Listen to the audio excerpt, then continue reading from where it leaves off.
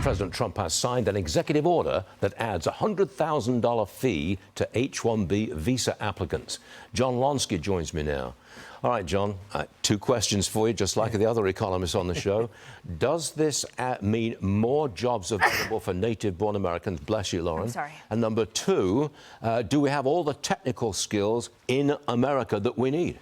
Well, it perhaps means more jobs for native-born Americans where companies were basically abusing this program because they wanted to get cheaper labor. But let's face it, there are some people being brought in to work under H-1B who are very talented, and there's no close substitutes for these people in the United States, currently living in the United States. But then the employer would be prepared to pony up $100,000 if they're worth it that much. You know who could do it? The Mag 7 type tech companies. Sure. They can afford it. Large corporations can. The problem's going to be these small startups. This can be an onerous cost for these smaller startups. It could hold them back, and that in turn would hurt the economy, hurt the performance of the economy. Does it distract from talented foreigners coming to Silicon Valley? Because Silicon Valley is just full of very qualified technical people. That's right, and I think there's one risk with this program, with this change in the program, is that you could find these talented foreigners not coming to the United States anymore, but they'll go to Canada. You know, Canada will go ahead and benefit. They'll go to Europe. They just won't come to the U.S., and that could hurt the U.S. economy as far as developing AI is concerned. Would we make any money out of it? Well, not enough to really make a big difference as putting a dent in the budget deficit. No. All right, next one. Take a look at this. This is from the Washington Post, John. Low-income Americans slash spending, a worrying sign for the economy. Tell me more, John.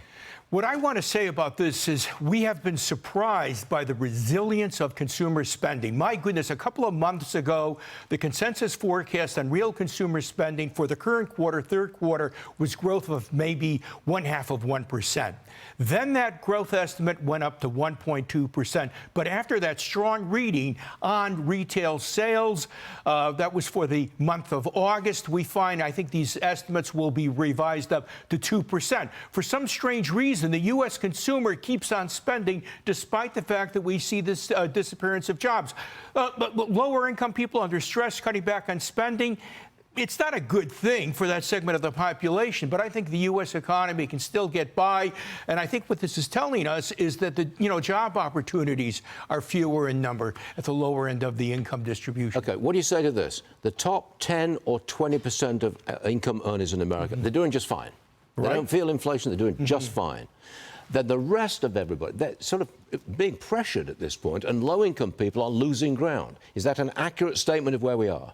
I think that is. That's exactly where we are. And if we can continue to have jobs growth of, say, fewer than 100,000 new jobs per month, eventually that does catch up with consumer spending. It hasn't done so yet, but it's down the pike. It's coming.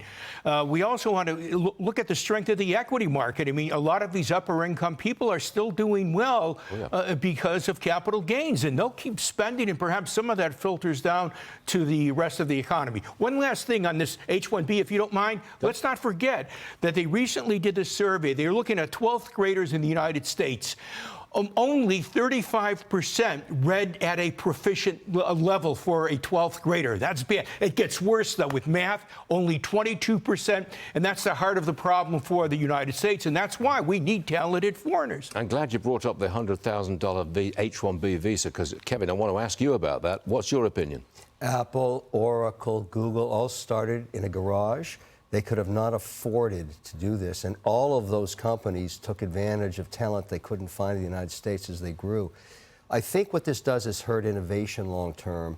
I agree that it's going to push these really talented people into other countries. My attitude about this is if we educate you at MIT or at Harvard, any school, we should give you, and if you clear, a free ticket to stay here, get married, form a company, and build American businesses here.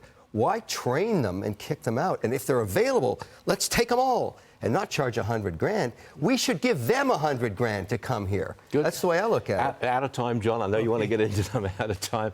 Thank you both. Appreciate that.